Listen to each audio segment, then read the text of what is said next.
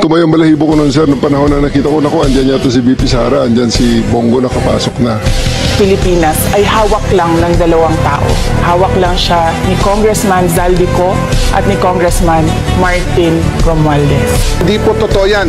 Kung nagagawa niya po yan sa Davao, mga pananakot sa aming mga kongresista, hindi na po ito dapat palagpasin. Una, meron naman talagang master plan dito sa flood control. Kaya sundan na lang natin, i-update din natin. 5,500 flood control project ang natapos na at marami pang iba ang kasalukuyang ginagawa sa buong bansa.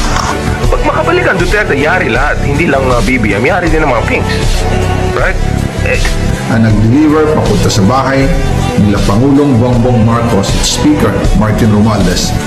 Ito na yung worst nung time ni Duterte. Kahit anong sabihin nyo kay Duterte, JK, mamatay tao, ganyan, nagmumura, pero takot sila kay Duterte magnakaw ng hayag-hayagan kasi mumurahin sila ni Digong. Takot sila. Pinangalanan na, hindi lang ako ang nagsabi, Zaldico at Martin Romualdez.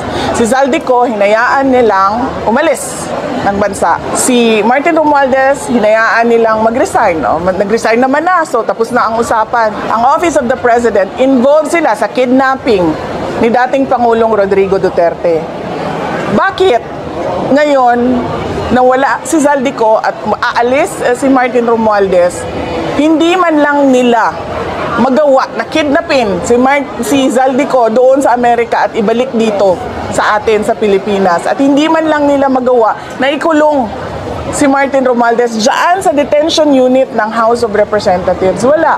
Dahil wala silang sinseridad. Pinapakita lang nila sa mga tao na kunwari meron silang ginagawa. Pero ang totoo niyan, naghahanda lang sila para sa hatian ng 2026 budget at para sa kung anong gagawin nila sa 2028.